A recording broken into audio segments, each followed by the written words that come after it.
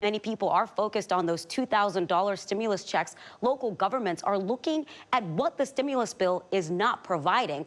It looks like Monday's vote will not include direct funding for county and city programs as we hoped. KOMO's Matt Markovich is live with the latest. Hey, Matt.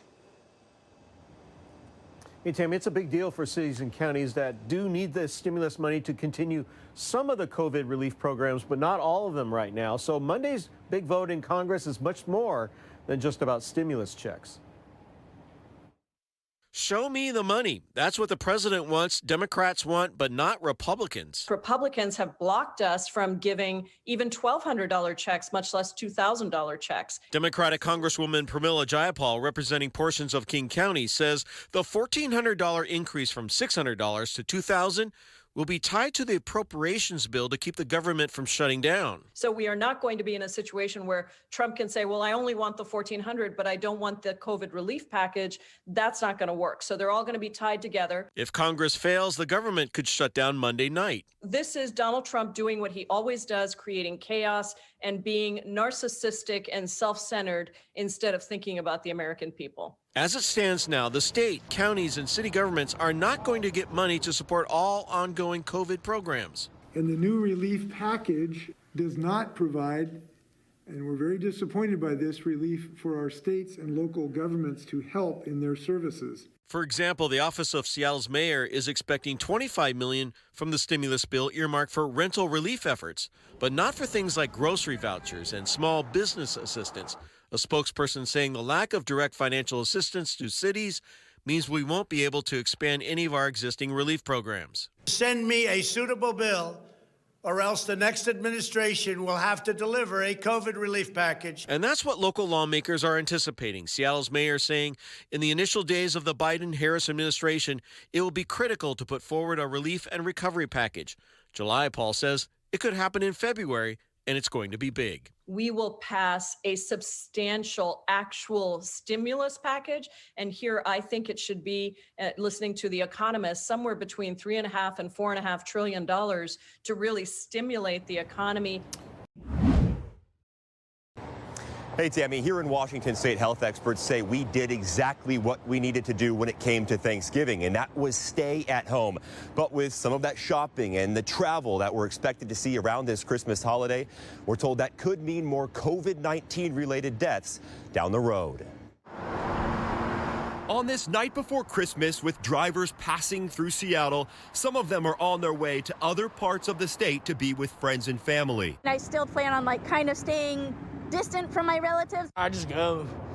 I try not to think about it. We're just kind of going about Christmas like we normally would. Overall, however, travel is expected to take a big dip because of the pandemic at both airports and on the roads.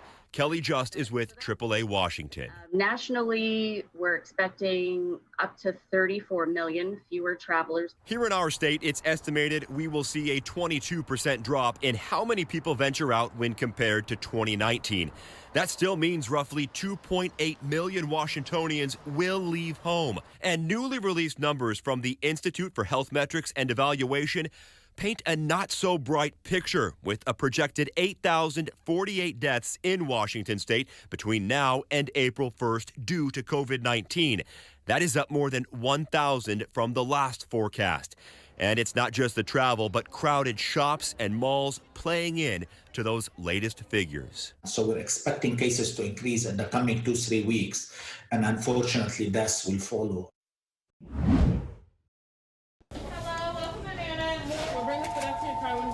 It's Christmas Eve at Nana's Southern Kitchen. While others have the day off, catfish and pork chops, yes. The crew here is working on preparing a massive feast. Here we have our delicious baked macaroni and cheese. Including 80-year-old Dorothy Minor Marion. I'm a person that don't like to sit still. She's Nana's daughter. That's what she was all about, giving. She loved people. More on Nana in a moment. On Christmas Day, the Kent restaurant is handing out 400 free meals to anyone in need. Oh my goodness. They look good, don't they? My wife, Tori, actually came up with this idea. And they're teaming up with Rainier Beach High School and NBA star Jamal Crawford. You want to help locally, just supporting small businesses, and then obviously feeding the community as well. So it's like a win-win for everybody. Nana's is the side hustle for owner Todd Miner. He actually works full-time at Microsoft and told some of his colleagues about the Crawford family's generous gesture. And he said, "Are you ready to match?" You know, and LOL in parentheses, just kidding. And I said, "Oh yeah, absolutely, I'll match Jamal Crawford, no problem." And that's how even more meals are now heading out into the community. Have a nice night. You too. As COVID-19 continues to ravage many businesses and neighbors struggle to put food on the table, Nana's is somehow thriving. We didn't miss a beat, we didn't skip a beat, we didn't have to close a day. We were truly blessed. The Kent restaurant opened only a year ago, named after a waitress who would always open up her home to feed others. And now, this next generation of family members are carrying on that tradition. Bring them on down to Nana so we could feed them and do it Nana's way. And that's why Cayenne Miner says this year, it's better to give than receive. We are the community. We have to support each other. Hey, everybody, I'm Eric Johnson from KOMO News. Thanks for checking out the KOMO YouTube channel. You can see more of our videos right here by clicking on the video links for more news from the Seattle area and all of Western Washington. And don't forget to click the subscribe button below so you don't miss our YouTube updates.